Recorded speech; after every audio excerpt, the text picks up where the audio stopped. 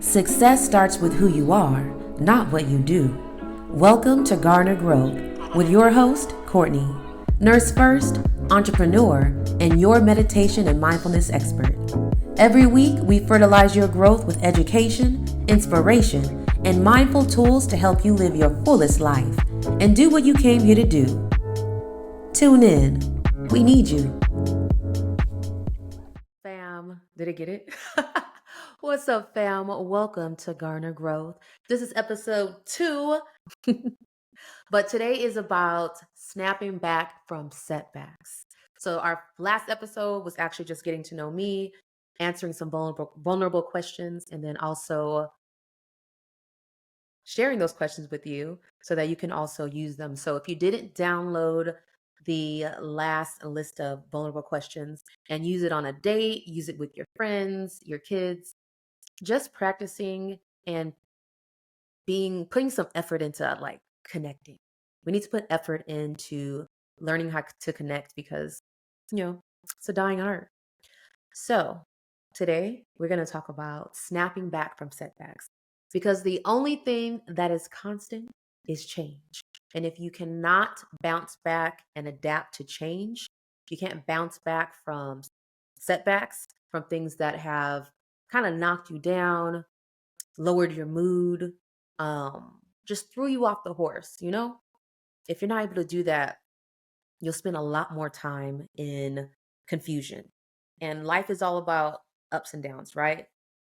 Only constant is change. So we are going to go up and we're going to go down. Those are the peaks get high. This rebound effect where you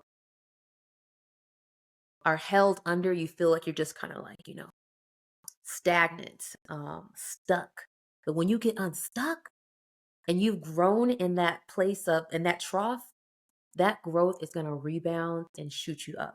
And that's why a lot of our, people that we look up to, and even a lot of celebrities who you see them coming from, they started from the bottom, now they're here. They have these stories and these real life situations where they were at their lowest point. They didn't have nothing, didn't have nobody. And those situations is what pushed them to develop skills, reach out to people that maybe they would never reach out to. So getting in this state of desperation, where you just feel like, I need to do something because I need to get the hell out of here. That is where you're going to grow the most. So this episode is about mastering those troughs. And then the way that you're going to master the troughs is to know the universal stages of growth. There are stages of growth and certain way to recognize them, recognize where you're at, that will help you be able to navigate it. Just like there's stages of grief, right? I don't know if you guys are aware of the stages of grief, but if you are grieving anything, whether it's death, divorce, loss of anything, a job, if you know the stages of grief, you'd be like, okay, right now I'm in the bargaining stage. So no, I'm not crazy for wanting to have that back, or no, I'm not, crazy for doubting myself. I'm going through the bargaining phase, and this is what happens during the bargaining phase. Okay, so how can I assess my thoughts and then also redirect them? Maybe do a different action, put in a new habit so that I go from bargaining, which is natural because it's going to happen, right? It's part of the stages, to what's after it? Is it acceptance? Don't test me. But yeah, acceptance is definitely going to be the last stage. Yeah. So we're not going through stages of grief today. So I didn't look it over. We're going through the stages of growth. And I know that because I looked over my outline. All right. So you guys can say hi to Cora back there. That is my little husky baby. And I've said it before on this podcast. Success is not what you have or what you do. Success is who you are. It's who you become. And you change. That's what becoming is, right? You're changing through every challenge that you go through. So if you can see your challenges as like a growth spurt versus something that's going to hold you down, something that's going to stop you, if you can recognize like, okay, I'm going through a growth spurt right now, and you can identify the areas of growth, then you could take advantage of, then that now empowers you. It doesn't hold you down. It doesn't hinder you. You don't feel like you're stuck. You know that you're in a stage of growth right now.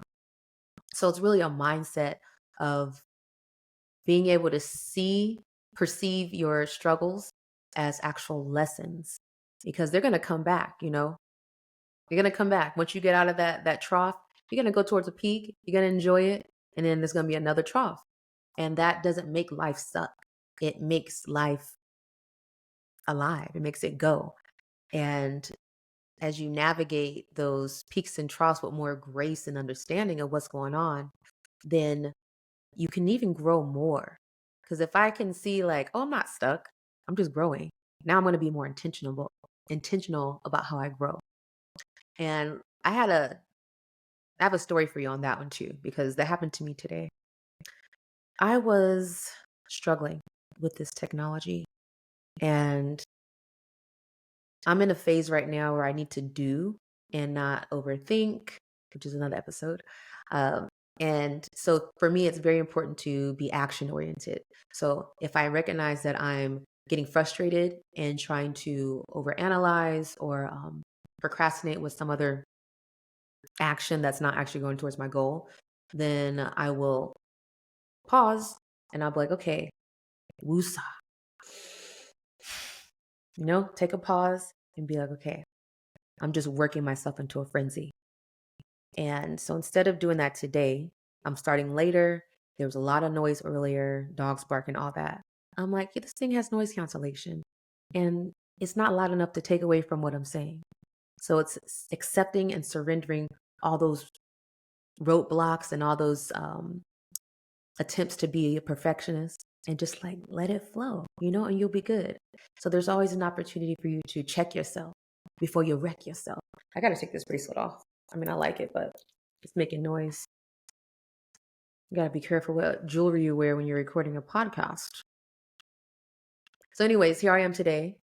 We're recording. I recognized that I was getting frustrated, and what my actual goal was today was to get it done, was to record. And so that is what I'm doing. Okay, we are growing together. And really, I found a lot of, how do you call this? A lot of fulfillment in my why, and recognizing that growth it's a village effort. It's not just about you. It's very unique to you and it's very personal, but it's not just about you, because who you are, who you become, it affects everybody that you're in contact with. Even besides the people that you know and that know you, the strangers that you encounter every day, their day is affected by how you interacted with them. It could be a good effect or it could be a bad effect, or it can be neutral. But one thing that I know is for sure is when I feel good about myself, when I have that inner fulfillment and radiance, it radiates out. I have positive exchanges with people, positive interactions. I know that I spread joy, I spread happiness. And when I'm not able to do that, um, y'all got to go. This thing better still be recording. Okay, cool. It's still recording. So what happens when you're in a trough, when you're in a low point and you don't know what to do? You end up staying there for what seems like forever, right? You get stagnation. And stagnation, I like to think of it as a puddle of water, like a still water. We know still water attracts bugs. Still water, it gets nasty, and it just starts to harbor disease, and we don't want that. Naturally, we are in motion. We're energetic beings. We're in motion. So when we're not able to contain that energy and contain, that's not what I mean to say.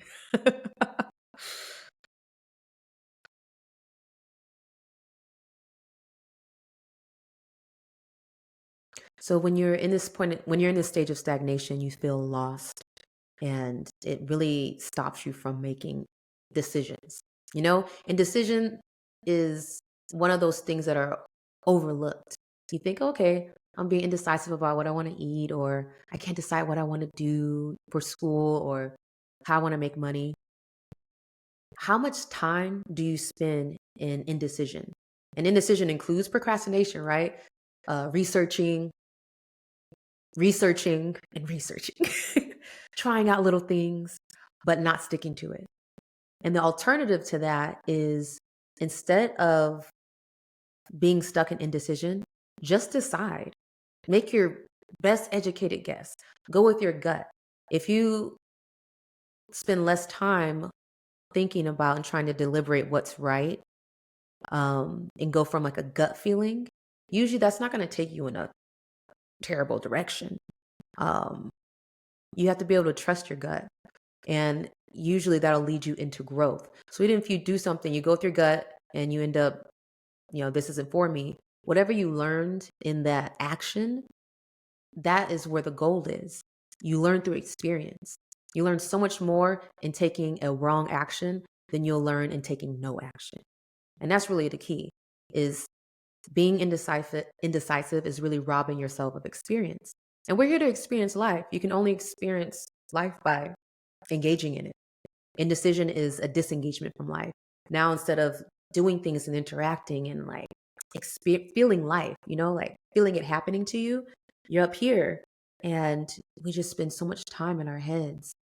The metaverse, when it first came out, it was one of those things that you see people with the headset on, or you can imagine people just being stuck at their computer all day, not going into real life, and in a way being stuck in this virtual reality. But we do that already. We don't need a headset to be stuck in a metaverse. We do it on our phones. Even without a device. If you are just sitting there recycling thoughts, recycling worries, even just paying attention to thoughts that don't mean shit to you, they're just in your head, that is a virtual reality. You're not engaged with what's in front of you. And if you ever been on a date, or you've seen somebody on a date, and one person's like on their phone and the other person is not, and they're trying to engage, have a conversation, and you see the other person on their phone, you can see that person is being ignored, right? You can see the disconnection. And that's like life. Life is trying to have a conversation with us. It's trying to engage. It's trying to share feelings and emotions with us. But if our attention is locked onto something that doesn't have all that actual sensory input and information, like it's not connected to the same network, then you lose out, you know? And then another aspect that comes when you are stuck in that trough is laziness. And I don't think of laziness is like, I just don't want to do nothing. I just want to chill and smoke all day. Form of laziness. But this kind of laziness I'm talking about is physical stagnation. So we have our mental stagnation, right? Where you're stuck in indecision, or you're stuck in this loop of thoughts that you can't get out of. Physical stagnation goes hand in hand with it. You're not moving your body, you're not exercising, you're not stretching. Physically, your body is actually stiff.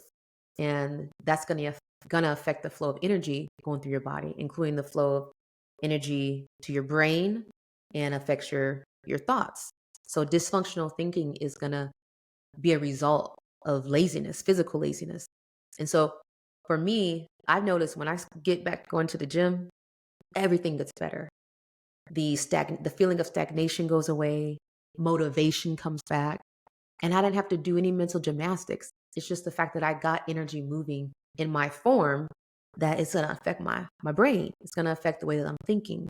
And physical balance does affect mental balance. And we see that in endorphins being released, in more hormonal balance, and more organized thinking. And we'll talk more about dysfunctional thinking and on the next episode. But today, we're talking about knowing the stages of growth. All right. And then the last aspect of being stuck and not being able to navigate the change is actual is shearing. Okay? So shearing is when something is ripped apart. It is pulled out from the center. So your mind, your body, your emotional body are separated. So that happens when you have your mind is distracted over here, physical body stuck in this chair, your emotions are all over the place. You're sheared, you are pulled apart, and naturally we seek alignment. Our nature is alignment. Our nature is balance. So if you did nothing, your body and your mind would want to come back to alignment. And that usually happens when we go to sleep. So if your sleep is disturbed, then that means that your level of shearing, your level of separation and misalignment, probably on a different level. You need to do something about it, right? So today we're going to talk about stages of growth. So I'm going to share with you the formula for the stages of growth. And what that's going to do for you is give you the tools, the awareness first, the awareness to see like, okay, I am misaligned. And then what can I do about it? Or the ability to see, okay, I am.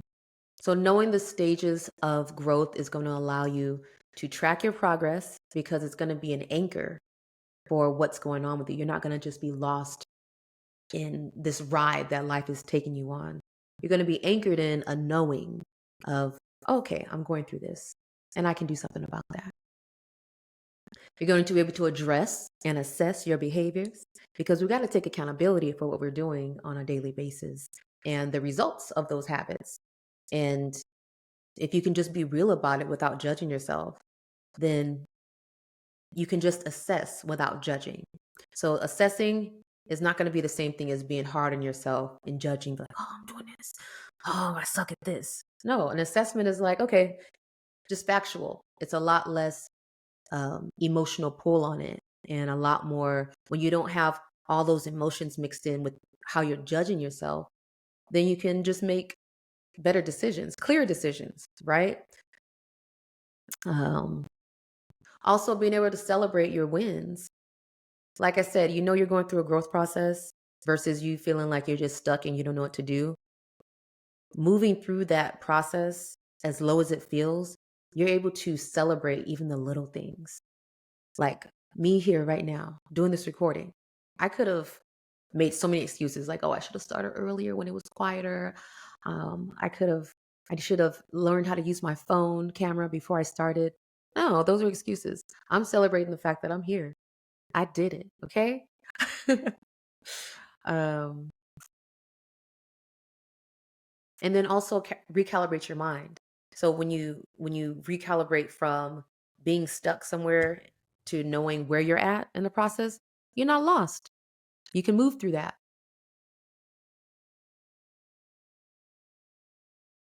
And then also the pathology of change.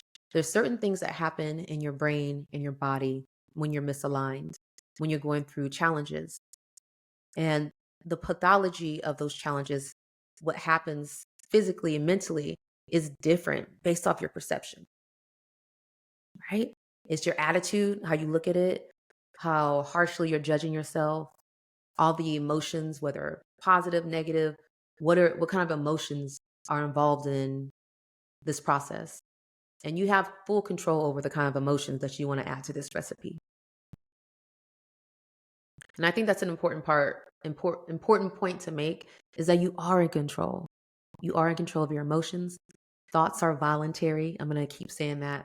Thoughts are voluntary. You are in control of your thoughts. You are able to redirect your attention. Now, it can be hard to do, especially if you are used to just following the thought stream wherever it goes, which most of us are. Like you literally train your brain to follow a stream. It's called scrolling, right? So we do that all the time. And if you're scrolling all the time mindlessly, and I don't, mean that to be like mean, but you're not mindful of what you're doing. You're just mindlessly scrolling. You're teaching your brain to do that. And how many hours of the day do you do that? So how many hours of the day are you training your brain to follow a stream without disengaging, without having boundaries, without making like conscious judgments and thoughts. Most of the time we're like laughing and sharing and, gathering information that we're never going to apply. I know I do it. So before we get into the stages of growth, I want to talk about what happens in your body when you are in a place of stagnation, when you're in a place of feeling stuck and you don't know how to get out of it. So there's this thing called potential energy, right? Potential energy that is in this container that is not allowing it to move and to continue to process and transform. It now creates this pressure. So I want you to think of like, oh shit, I should not make those noises in the mic. So you have this energy in this container, and energy is going to keep moving, right? But the container is not allowing it to move. It's stiff. It's inflexible. And that's what happens when we're stuck. We're inflexible. And you create pressure. So we have positive pressure, which is when you have this motivation to move, right? Like, I don't know if you ever had too much coffee and you got too much energy and it's like, okay, let me go work out and balance this energy. Let me use this energy, let it move because I feel like I'm going to explode. You ever had, too much coffee on an accident? That's happened. Versus if you sit with all that energy that you got and you feel like you're going to like jump out of your body. And that is so uncomfortable. It creates this dis-ease, discomfort, right? And it eventually can go away with coffee, but energy never dies. It just transforms forms. It changes form. So think about your desires that you want to do, your dreams, things that you really want to work on and do, but you haven't been real about the work. And so you're sitting with this inner motivation, like this desire, which is this pressure to move, but you're actually not doing anything. You're letting it sit in that container and build up this pressure. And so eventually, all those dreams that you sat on, all those things that you didn't do, all those gifts that you didn't share, they're going to create this inner turmoil inside you.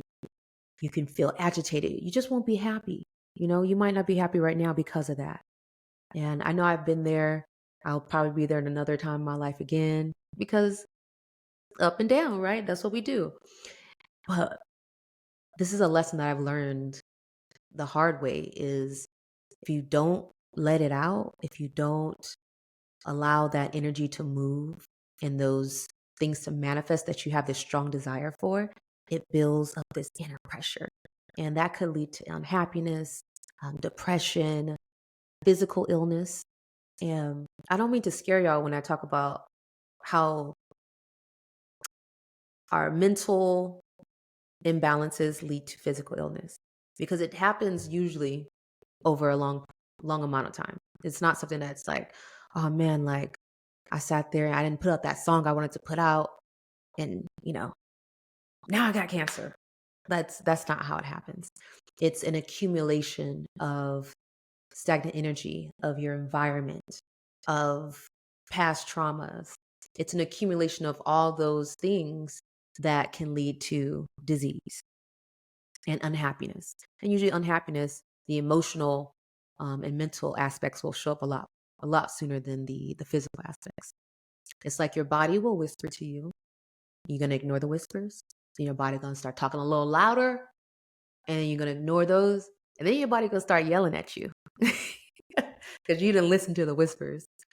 So being able to address the subtleties of discomfort, of dis-ease, of imbalance, of shearing, where I feel like my mind is over here, my body's over here, my emotions over here.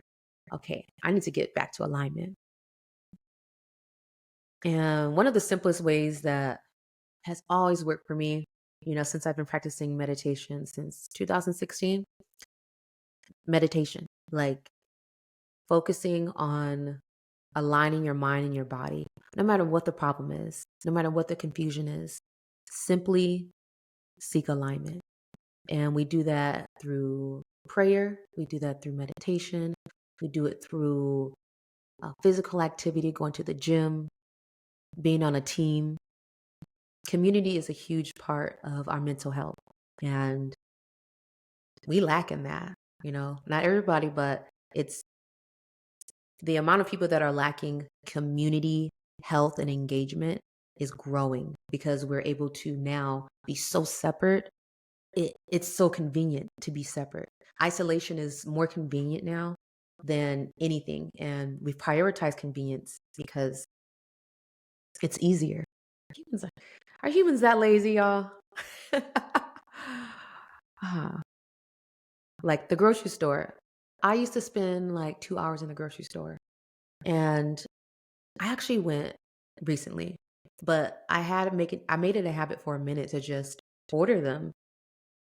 I was ordering them to the door, and then I stopped doing that because I miss my car rides. I like going on car rides. I like taking Cora with me. And so I was like, let me go pick them up. And also, my shit was missing. I don't know if y'all experienced this, but where I'm at, you get your groceries delivered. Okay, the lobster, the shrimp is not going to be in the groceries.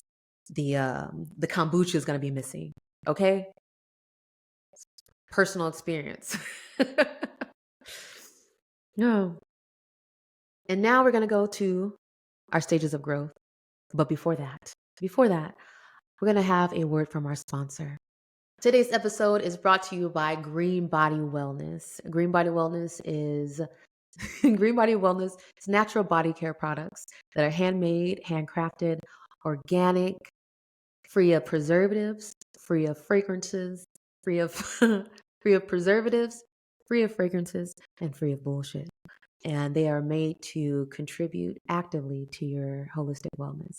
So that's through inspiring better self-care, things like gratitude and peace being the names of some of our body butters, and just using simple raw ingredients so that you don't have side effects like eczema, drier skin, itchiness from the ingredients. And it's free of water. Like water's a filler. So, yeah. All right. So we're going to go through the first stage of change. And this is actual awareness. Awareness is going to be your first stage because if you're going to navigate this consciously, you got to be aware, right? So it's like, okay, I'm noticing that this is happening. I want you to assess these thoughts that you're having because thoughts are the foundation of your actions. Everything you do starts with a thought first. So, what do your thoughts look like? Are they consistent?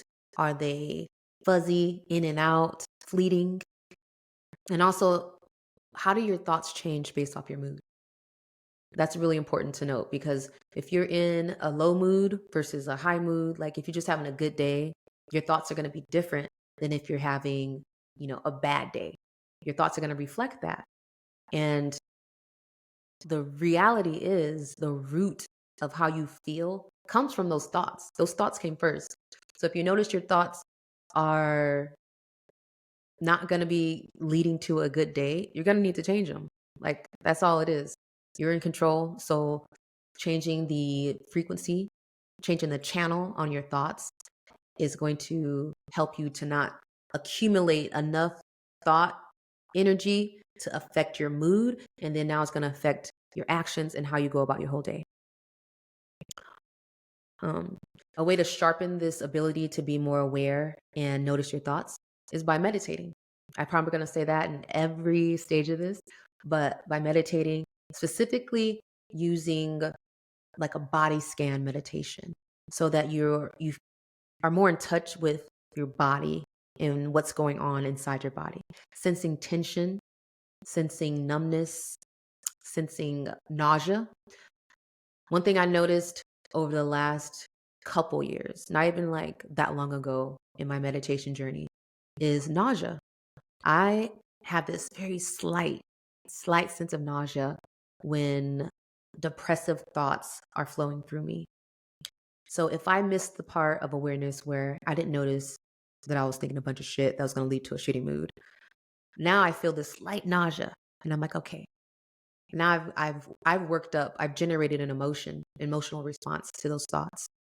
And I can transform that. I can help push that through, not force it to go away, but support that energy, support that change by crying, by working out, by talking about it, by dancing, put on some Mapiano, shake it out, cooking.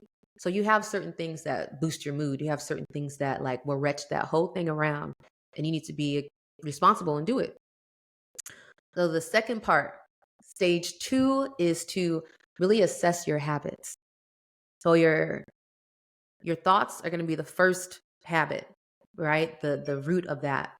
But then, if my sister don't stop calling me, then the second part of that is going to be your actual physical habits. So, like we talked about earlier, scrolling. If you wake up in the morning, the first thing you do is go on your phone, start scrolling. First of all, what are you taking in? What are you consuming? You could be consuming a whole, different kind of content. But let's say that you're consuming a bunch of news. Let's say you go in the morning, you turn the news. The news can be very negative. That, at the start of my day, having that for my brain breakfast could make me see the rest of the day as negative, daunting, worst case scenario. Versus if I started in my bed with gratitude. Thank you for this day. Thank you for my body. Thank you for my health. Thank you for my family, for this mind. Just like, even just doing those 5 I just did, like, I can feel the difference. Thank you, thank you, thank you, thank you. Like, that is generating thoughts that then generate positive thoughts, that then generate positive emotions. It's that simple. So the first thing I do in the morning is do that gratitude in the bed. And not every time, I'm not, the most consistent with everything that I do either. So if I skip that part, the next opportunity that I have is when I go light the candle and the incense on my altar. Now I have this candle, incense, and I stand there and I do my gratitudes. And, I fill my body up with that positive energy. And then I'll go and sit and meditate. So that's like my basic morning routine. So look at your morning routine. That's the most important. And then your bedtime routine. Something that I adopted later on was going to bed and setting myself up for the next day.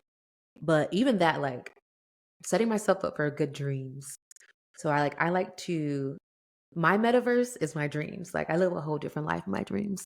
I'm like a superhero. I'll be in space.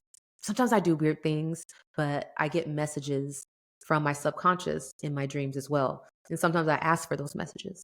So setting yourself up at bedtime and going to bed consciously, like turning off the phone, even putting it on airplane mode, and then also closing the screen, whatever you watching, just turn it off once you get sleepy, and then just go to bed. Go to bed with those thoughts rolling through your head, even fantasizing, visualizing yourself of who you want to become, visualizing yourself doing the thing that you want, that you have this deep desire for, and just make a practice of that. Literally just using our imagination. And then let's bring in goals. Right? Goals are really important. Your goal could be to be happier. Your goal could be to be more creative and execute the things that you've been thinking about. I know that's one of my goals. So if I'm going to set myself up to complete those goals, then I'm going to think about what qualities do I need to develop? What skills do I need to develop in order to get closer to those goals, right? Not to make them happen, because the instant gratification is really throwing off this whole recipe, y'all. It's throwing it off. This is not an Amazon Prime order. You're going to have to work. And, it's not about working harder. It's about working deeper and making that work who you are. So if I want to be more creative and put that out, then when I go to bed, I'm thinking about, okay, I'm getting excited. I'm fantasizing about my creative projects, having dreams about them. I'm waking up excited to get to work on something, whether it's write a page in the book, write that script for that guided meditation. Those things are how you, um, having a visual of those things is how you can really work towards them. And I'll give you an example.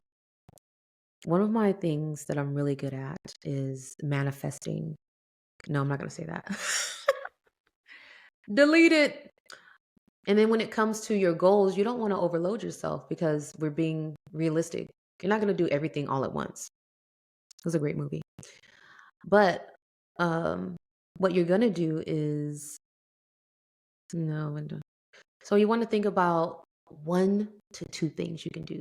And most of the time you can couple them together. I always prefer stacking. So let's say that you want to put out this creative project. What skills do you need to develop? And what is stopping you from actual action, right? If I want to put out a guided meditation every week, then I need to be recording more than every week because I'm not going to put out every single thing I record, right? So now I need to make recording a habit, and I need to be thinking about that, consume content around that, and just practice perfecting what I want to do. Like it's that simple. You have to make a habit out of what you want to accomplish. And you can be really specific with the action. What is that habit? Based off of what you want to do. You want to be a better painter? Then you need to be painting something, like trying a different technique every week, setting a day aside. Sunday, self-care Sunday is painting day, and making space for that. And this is nothing new, y'all. I'm not giving y'all it's not new information. It's not even original. It's just original how I deliver it. But you know this. You need to make it a habit. So who do you want to become? What does that person do every day that got them to be so good at this? That's it. Let's simplify. Stage 3, increased awareness and discomfort. So once you are aware of something, and then you start to look at your habits and assess them, and then you make this will to change. That was number 3. I don't know if I said it that clearly. Number 3 is setting in the will to change. Will is a really strong power. I just recently watched Green Lantern. Yeah. And I'm sure I've seen it. Maybe like I fell asleep on it, but I've never really seen it. And I really enjoyed this movie because it resonated with something that I already knew, which is that will is such a strong power. To me, the way that I would word will is you plant seeds of what you want. Like that's it. You plant seeds of what you want, and it's in your subconscious mind. And so now in your conscious mind, you start to make little changes, or you make little decisions. Just one decision could change everything. So instead of, if I have this will to, make these guided meditations, I'm just going to keep with that one instead of jumping around all over the place. So let's say I have this will to make these guided meditations. I'm going to put that in my mind. I'm going to put that will. So even though I consistently have not formed the habits yet to accomplish that, that will seed has been planted. And every time that I see somebody doing a meditation or I listen to one, and I'm like, I get this idea of like, oh, I could do this, and I don't do it. All that builds up. Remember, I talked about that potential energy, that pressure, it builds up. And that's what you want, because you want this pressure to become the positive pressure, which pushes you. That's your motivation, versus the negative pressure, which is going to create dis-ease, discomfort, right? So your choice is yours. What you're going to do with the pressure. So with this increased awareness, right, after we've set that will, this is what I want, you're going to continue to do the things that you don't want to do. You're going to continue to not act on those goals, be inconsistent. And that's going to build up conviction. Conviction is good. Conviction says, I care enough about this thing coming to pass that it hurts me. What kind of noise is that? It hurts me that it's not happening. Every time that I see a chance, an opportunity that I passed up on, a little decision that I didn't make or did make, it bothers me. That's good. You want it to bother you. because that's going to create discomfort to push you in the right direction. If you don't ever have discomfort, we don't grow. Like, humans need discomfort to grow. It's just how we are. I mean, as you grow with wisdom, wouldn't even say with age, right? Because that's not always the case. But as you grow with wisdom, you can now compound other people's experiences with yours and grow even further. And I think that really is like, now that's like a goal of mine, is to grow in that wisdom where I'm not hard headed. I don't have to learn for myself. I can take the experience of, my teachers, of people that did the same thing that I want to do before me, and I can bring it into my database, adopt that wisdom from their experience and then apply it to what I'm doing and not have to go through that, because experiences take time and they take energy. So you can skip some experiences, some hard, painful experiences to grow, then yeah, you're winning. It's like fertilizer. Increased awareness and so during this increased awareness, this discomfort, you're building this conviction. You're going to start to really accept the results of what you're doing and what you're not doing. And as you accept those results, you just become a lot more real with yourself. That's when you start checking yourself, and you do it from a logical point of view, not emotional. Emotions are going to be there because you're going to have that discomfort. You're going to feel that conviction when you're not doing it. And that is the power of those emotions. But when it comes to assessing your behaviors, that's when you're just like, okay, like, let's think logically. What are we doing? What is that getting me? And is it getting me what I want? Then am I gonna keep doing it? When I was in nursing school, I was working full time. I was going to nursing school full time, and I was not sleeping that well. And so I was drinking Moscato. I was drinking more and more Moscato, because Moscato was like 5-7%. And I was doing it to help me sleep. I had some bad habits back then. That wasn't even the worst thing I did to help me sleep. But the Moscato was like, okay, this isn't as bad because it's legal, it's in the stores. And so I would drink this Moscato. I worked my way up to 2 bottles, y'all. 2 bottles of Moscato to go to sleep. Meanwhile, I'm just blowing up. My scrubs are getting tighter and tighter. I think I worked a hole through the center part of the thighs. There's a hole in my scrubs. I was getting big. Between that and then working full time at Cold Stone, okay, I was being a big back for sure. And so I just, like, one day, I can't remember exactly what the thing was that snapped it. It might have been the holes in my scrubs and the fact that I was just getting very uncomfortable in my body. But I was like, I can't do this anymore. Like, I'm drinking sugar juice, drinking sugar water with a little bit of alcohol in it to go to sleep, and a lot of liquid. Oh, that's what it was. It was acid reflux. I was starting to get acid reflux from all that sugary, low alcohol wine. And so I just stopped, and I combined it. I wanted to get in shape. I got sick of being fat. I got sick of being uncomfortable in my body. And people have different levels of fat, right? Like, you have different levels of feeling uncomfortable with your weight. For me, I have a medium frame, not a small frame, but I don't have a big frame. And so I was feeling the weight of that. And I was like, this is not me. And so I started to work out. I think maybe it was a relationship too that was motivating for me. I got a boyfriend that was into working out and running and stuff. So I started the long distance run, and I dropped the alcohol, and I had conviction for it. Like, I felt physically the implications of my habits, and I felt mentally when I looked in the mirror. I wasn't happy with what I saw, and that pushed me. And I didn't go back. I don't drink no sugary wine.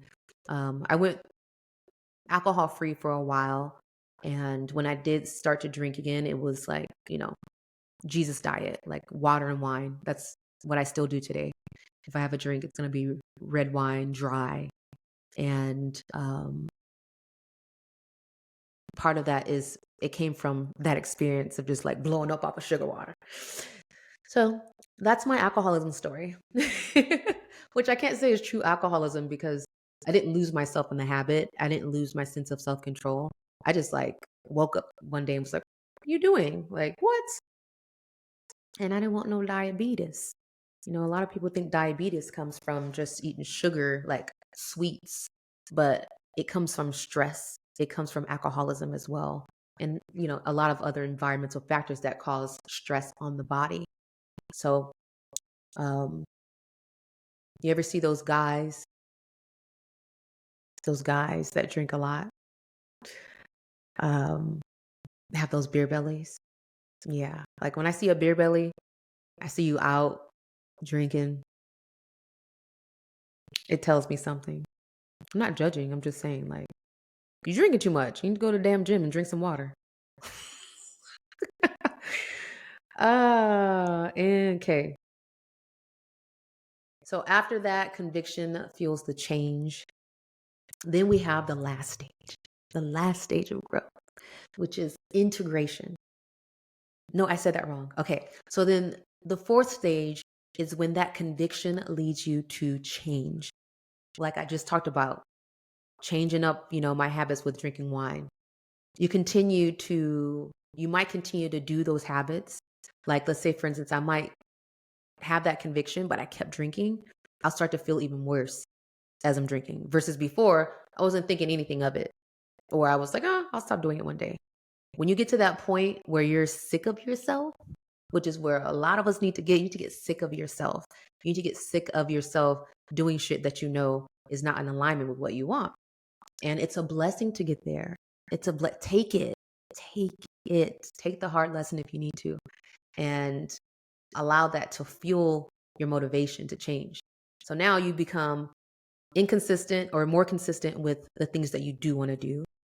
You've been more consistent with stopping that habit or developing that new skill. Just the actions that you want to do become more consistent, and the things that you don't want to do become less consistent, which is what we want.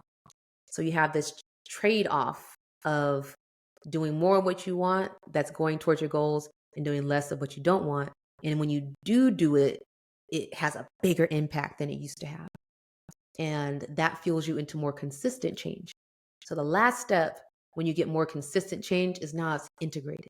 And that's when the thing that you want to do more is automatic. It's more natural. You're just getting up and going to the gym because, like, without even thinking about it. And that's one of the hacks. One of the hacks to doing this is to stop thinking. Don't allow yourself to think too long about something that you want to do. When I get out of the bed in the morning, I don't sit there and allow myself to think like, oh, should I go to the gym? Should I meditate? What else can I do? You have to catch yourself. That's when the awareness comes in. You catch yourself entertaining thoughts that are not going to give you the emotion or the actions that you want. And so I don't even think about it. Just roll up off the bed, make things easy for you to access. Make sure if you are going to consume content in the morning, that it's contributing to your goals. It's not mindless content. It's not entertainment, unless it's, it can be both sometimes. But yeah, you need to nourish your goals like you would nourish a plant. Anything that you want to grow, you want to nourish it. And so you think about, okay, how can I nourish this thing that I want to see grow? Every day, it needs something. What can I give it? So thinking less is going to help. Think less, do more. You're going to gain a lot more from doing than you are from thinking and even researching. So, and that is integration is where you feel empowered. You feel empowered every step of the way that you make a different decision, you go towards your goal. But once you've integrated something, like usually you don't even think about it anymore. It's not like, oh, I'm doing it. No, integration is like you've been doing it.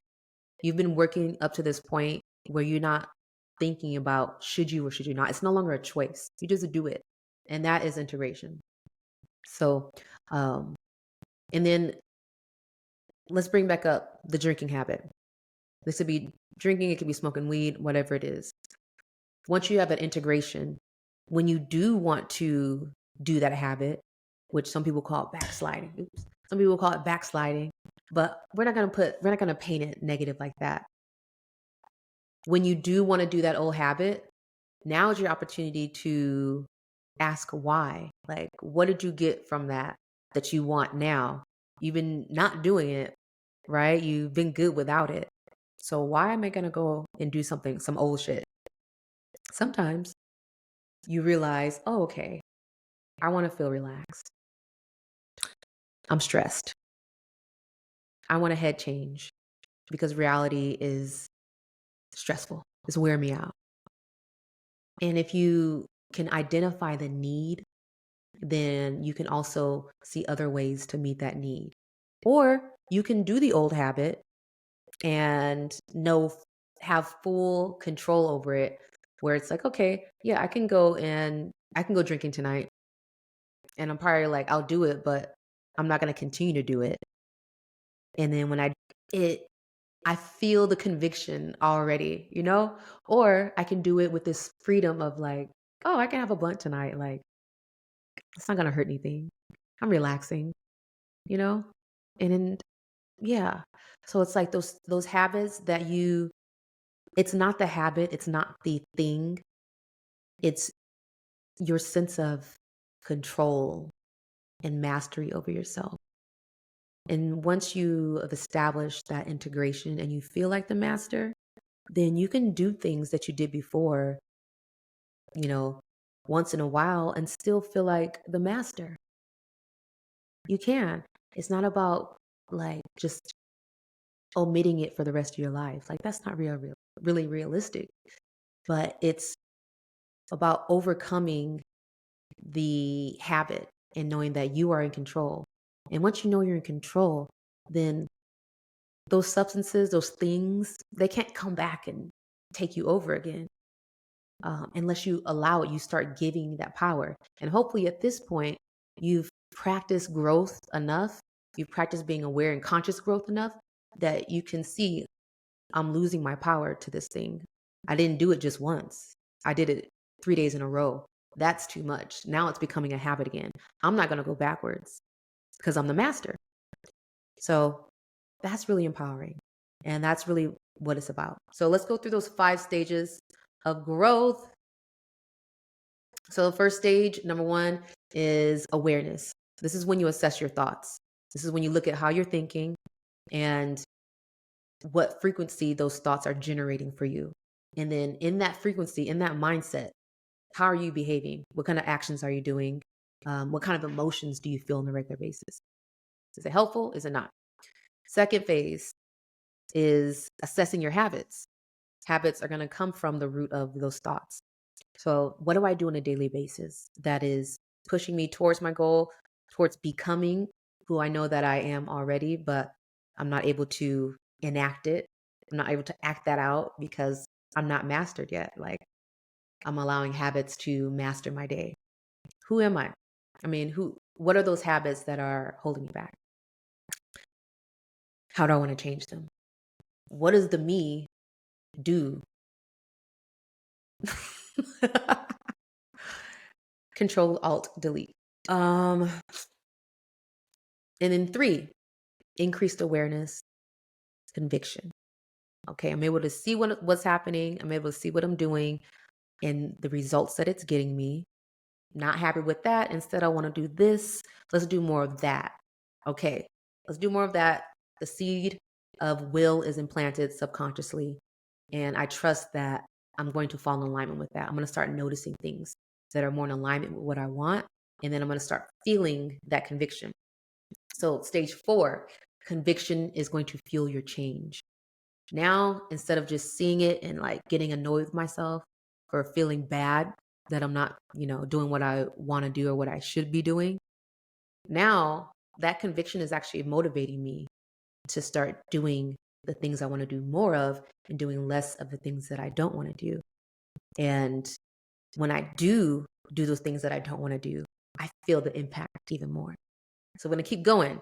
Last stage is now that conviction has helped me to be more consistent with what I want and less consistent with what I don't want, to the point where now it's automatic. It's a more dominant habit for me to do the things that I want and that are pushing me towards my goals than the things that are not. And at the point of integration, now I can accept my mastery and decide that I'm going to keep on this path, because what was that doing for me? Like, I just went through this whole growth process to change this habit. And why would I go backwards? Right. And that's it. Those are the stages of growth. And the big thing is to lead with love. The biggest thing is to lead with love.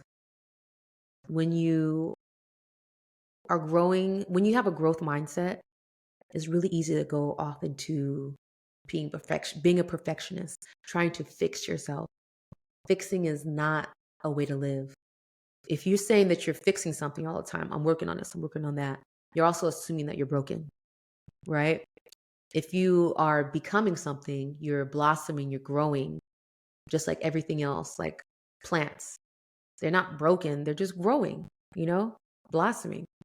And so when you look at it that way, from that perspective of growth is my natural state, and as long as I'm in alignment and I seek alignment, I notice when I'm out of alignment, I'm going to continue to grow. And that's it, right? That's why I say lead with love. Lead with love is a perspective of how you see yourself and how you see others. So you're not judging and condemning, but you are seeing things in a stage of growth. Where are they at? Do they need to be fertilized? How can I contribute to that growth? How can I nourish this growth? Or is something hindering my growth? Is something not an anti-fertilizer where it's actually like stopping me from growing? Let me get out of that, right? Stage 5. Okay. All right. To support your growth after this episode, I have created a guided meditation, because remember I talked about my goals of putting out more guided meditations. So I'm doing it. I record all the time, and I come up with at least one a week that I know is really good and is going to help you with your goals for this particular phase. This particular, what am I trying to say? For this theme of this month. All right. So the guided meditation that I made for you guys is it's a visual meditation, but it's also to help you with more body awareness, so that you can really pick up on those subtle signs of tension, of stagnation, numbness, of agitation, nausea, and listen to your body. Learn to pick up on the physical cues so that you can impact your growth and also like your health, right? Like we were talking about before, the subtle things, mental and emotional things happen before you have this physical impact. Your health is now, in a place where you need Western medicine, and I really look at medicine that way too. Eastern medicine is a lot more preventative and less invasive. So meditation, energy healing, working with herbs and things like that, versus if you've ignored all those opportunities to do the more subtle work and preventative care on yourself, then you might need to go to the ER. You might need some medicine, some synthetic things to get you out of this emergency situation. So I don't think that it's obsolete, or that it doesn't have a purpose. It has a purpose, but it's also like you have to take responsibility for your own health, so that you can do things that are less invasive, because things that are more invasive, including synthetic medications, they have side effects that now have created another problem for your body to heal, versus helping you to bring yourself back to balance. Okay. So do that meditation. We're going to post that this week. Listen to it in the mornings, listen to it at night. It's something that's going to help you with building more body awareness of what's going on, more subtle level inside your body, and then also be able to like translate outwardly so that you can recognize like, what are my thoughts doing right now? Like, what kind of frequency am I generating at this point? And what can I expect out of this? And if this has been helpful to you, if it's been, all right, we're almost done. And one last thing you can do for me, if this has been helpful for you, which I know it has because I put a lot of effort into making sure that I'm helpful. Like, subscribe, and then I want you to comment on what you got out of this episode, because that helps me, that kind of feedback really helps me to get better at providing the information, providing the support, the meditations that will help you along your journey. So think of me as like your personal wellness coach. What did you get out of this episode? And maybe what do you need more of? All right. And then you can always leave me compliments and stuff. Like, I like those too. Those are encouraging. Keeps me going. All right. Until the next time, lead with love. And then we're going to stop. I'm going to stop the episode. If you love the podcast, you'll love this website. Visit garnergrowth.org to see all the episodes, download meditations and mindfulness tools, and take advantage of the ever-growing library of exclusive content. We have everything you need to grow at garnergrowth.org.